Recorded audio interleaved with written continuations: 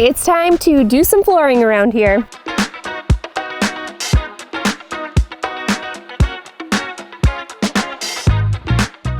All right, today is the day. We are starting floors, the project you all have been waiting for, I'm sure. But this house has really ugly floors. We got the maroon carpet squares, old tile. We're gonna rip it all up today. This is probably gonna be a 2 to 3 week project, but we're starting today, so let's go.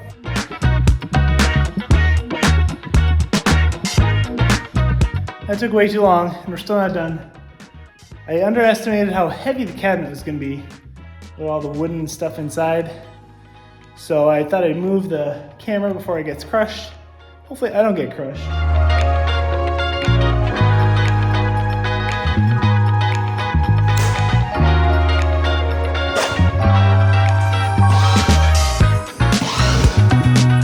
Turns out demo would be a lot harder than I thought it was going to be. All this melamine cabinetry and countertop is a lot heavier than it looks, and it also is secured by about 1,000,000 screws, so it took me a while to get this island out, but once I did, things kind of started cruising.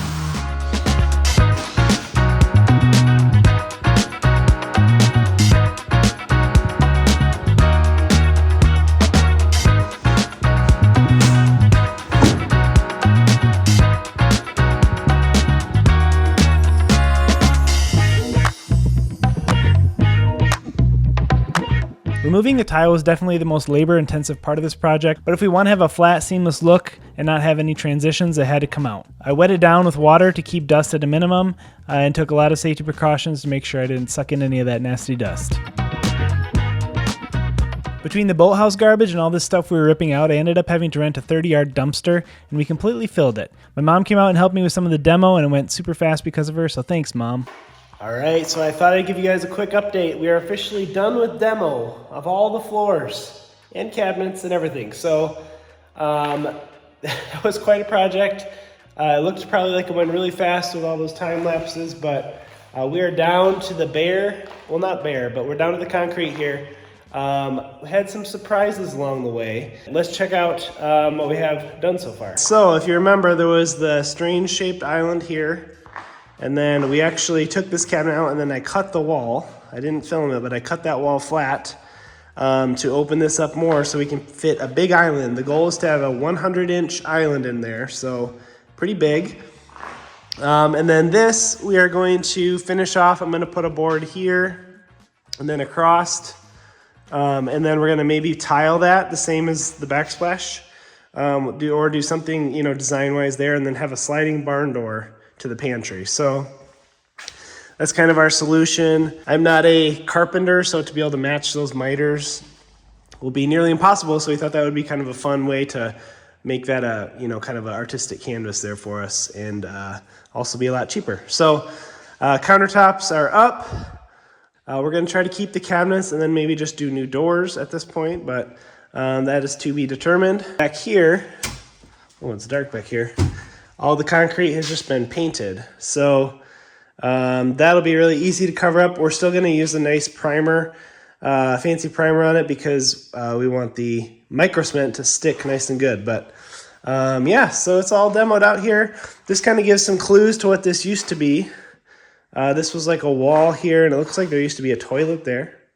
So that's kind of interesting. I wish I would have been able to see this place originally.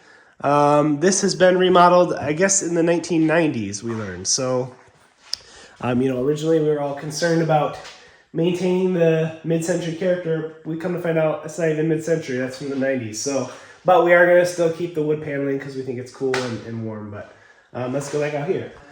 So back this way, this is like the entryway. And then this is going to be our 2 bathrooms. This was the laundry room. I have it demoed all the way down to studs right now. This is going to be a second bathroom. But I had to get the floor up regardless anyways, because we have to cut new drains. And then over here we have our original bathroom. Oh, power's out in here. So, but yeah, so the Microcement floor is going to come all the way in here and probably stop, and we'll do tile in the bathrooms because that's going to come at a later date. And yeah, it'll just be easier that way. So today I'm preparing the floor for the primer, but the problem is on top here, I don't know if you can hear this, there's some really sticky residue from those carpet squares, and we have to make sure there's no loose glue from those carpet squares. So I already have started doing this. I'm going to continue to do it though. If I see any spots, I have to scrape that glue up. So, which is not the most fun job. I started it yesterday and I'm pretty sore, but we have to make sure to get up anything that will prevent a good bonding surface. So that's what I'm doing today. And then tomorrow we can start priming. And that already is going to look about 1,000,000 times better because that is a light gray color. So yeah, we just want to make sure we get all this like gunk up to have a nice clean surface before we do our primer.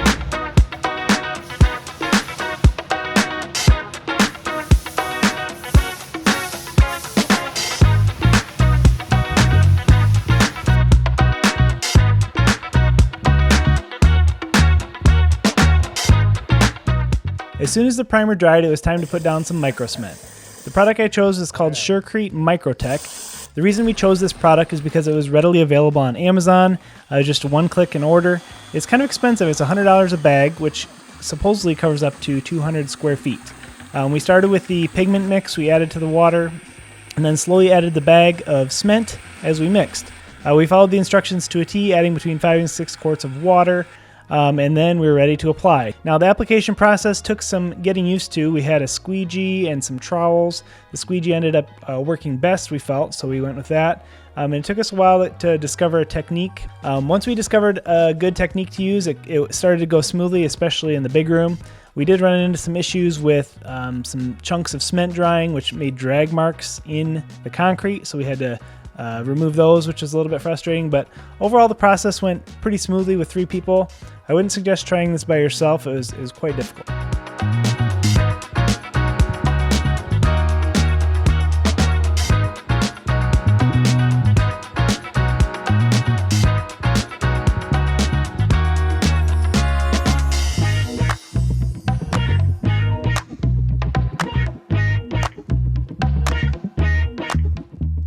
After the first coat, there was lots of ridge marks and imperfections.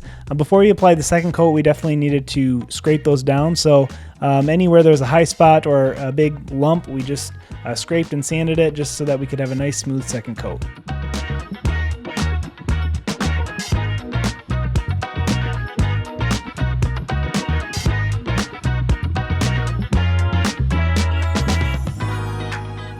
All right, so we got our second coat of Microcement down, and it's looking a whole lot better, a whole lot more smooth than after the first coat. I'm not sure why they call it Microtech 1 coat, because it definitely, I think, requires 2 coats. There's some spots where you could still see subfloor after the first coat, and just a lot of ridges and stuff, so it's looking a lot better. It still needs some work though. So today what I'm doing is I gotta take all the tape off, which is a little bit of a challenge because in some spots there's concrete that's kind of leaning up against it, so I'm gonna have to maybe chisel it off. I'll show you in a second that, but then I'm gonna be sanding all the edges, and I'm actually gonna rent a floor sander to knock down any high spots and just give it like kind of a finished look. Right now it looks a little bit like plaster because there's ridges and things, so I think the sander will help just even it out and make it look a little more finished, a little more on purpose. But I absolutely love the textures, the variation in the floor.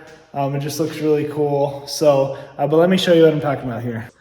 So if you get down low and look, you can see like there's just a little splatter going on. I think if I take a sander to that, it'll smooth right out and just look a little bit better. You also have the variation in color, but just maybe not quite as many ridges. See, there's like another ridge there. So I think renting a floor sander with how much space we have here is really gonna make it a lot easier on me. And if you look at these walls here, this is the challenge for today. We taped this off, but the concrete, when we poured it, kind of like stuck on the side. So I'm gonna have to try to cut a straight line or chisel it. To be determined how exactly I do that, but that's kind of what I'm working on today. And then taking a hand sander around all the edges.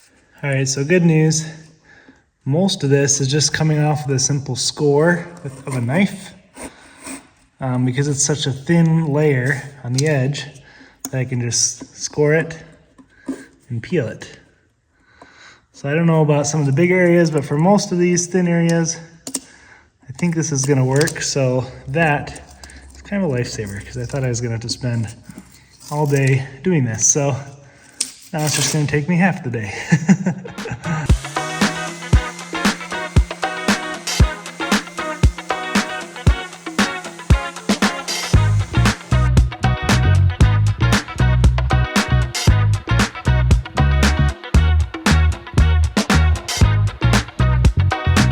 Okay, today is sealer day, so I have everything cleaned out in here. I sanded it yesterday and it's looking really good. There definitely is a lot of variation, and I'm not sure exactly what the final product will look like. So I'm just a little bit nervous overall, but we'll find out exactly what it'll look like today. And after today, it'll be you'll be able to walk on it, put furniture on it, it'll be done. So for the sealer, we basically have a part A and a part B. You dump this one in here and then mix it for 3 minutes and then you're ready to go. It's only good for a half an hour before it starts hardening up. So I gotta spread it quick. So I'm gonna mix this up real quick and then bring it in. All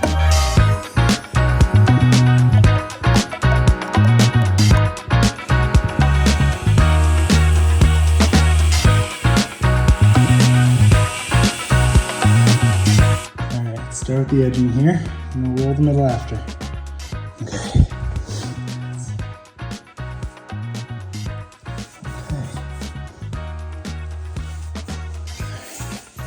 18-inch roller here. I'm gonna put it on thick. All right, so I just finished the first gallon and it got me all the way from the bedrooms all the way out to here. And as you can see, it's a lot darker, which is what I kind of wanted. And you know, there's a lot more character to the floor, which is also what I wanted. So I'm hoping when it dries, it still maintains that character. We'll see, but so far I'm happy with how it's going.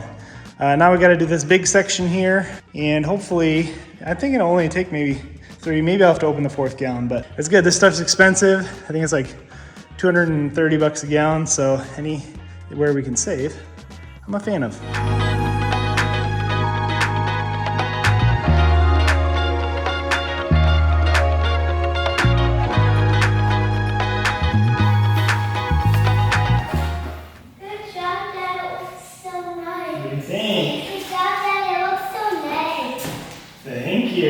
Come on in, girls. Wow, it looks great.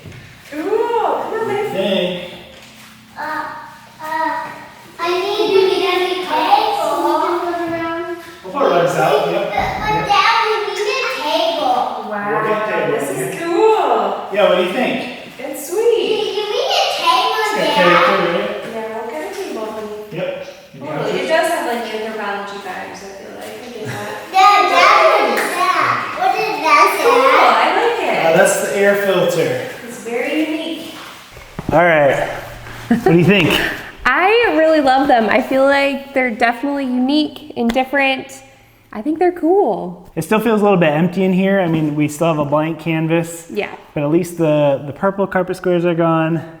The tile's gone. It's like a blank slate still. It's very Yes. echoey in here. We have to add in coziness with rugs and our couches and pillows, lamps, things like that will help it feel just cozier in here. Right now it does feel a little bit like cold because it's concrete, but it's so durable. It's gonna last forever. It's unique, it's beautiful, it's cool. Yeah, I mean, for like, if we have guests in here all the time with sand and stuff on their feet, we don't have to worry about the floors really ever getting ruined. So we'll have to replace rugs and things like that, Yeah. but really durable, and we're under $3 a square foot, which is basically the cheapest flooring you can possibly do. So Yeah. I'm happy about that because we have a lot of square footage between here and the boathouse. So Yeah, it's an interesting space because we couldn't really do carpet because you can't have carpet and we didn't want carpet in the kitchen.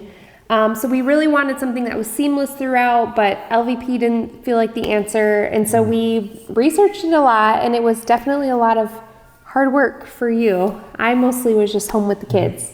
So thanks to Mom and John for all your help with. yes, they were, my mom and stepdad were a huge help. So thank you guys. Yes. You were lifesavers. So I think the color is a little bit lighter than we thought it was going to be. It's different. Is different, which is okay. And I think, again, because it's an empty room, it still feels like it needs some warmth. Yeah. So we're going to maybe go darker with our accents and stuff. Yeah. A little moodier. But because the ceilings are white and then the floor is so much lighter than it was, they reflect off each other and it just makes it a lot brighter in here. Even though there's windows everywhere, it's kind of dark in here because there's so many trees outside. Yep. So creating that lighter flooring and ceiling was important just for airiness. Yep. And then we're gonna go a little moodier with our furniture. All right, so thanks for watching, guys. It's been a while since we've had an update video. We're gonna start having a lot more coming up because we have a lot of smaller projects that aren't so intensive. This one, it was even hard for me to shoot video because I just wanted to get it done. Well, you couldn't stop because the concrete was like curing as you're going, like Yep. it was kind of impossible to film. Exactly. So and it took us about 3 weeks, so that's why we haven't posted. So worked hard. Stay tuned, we got a lot more videos coming up for you. Thanks for watching. Thanks, bye. Bye.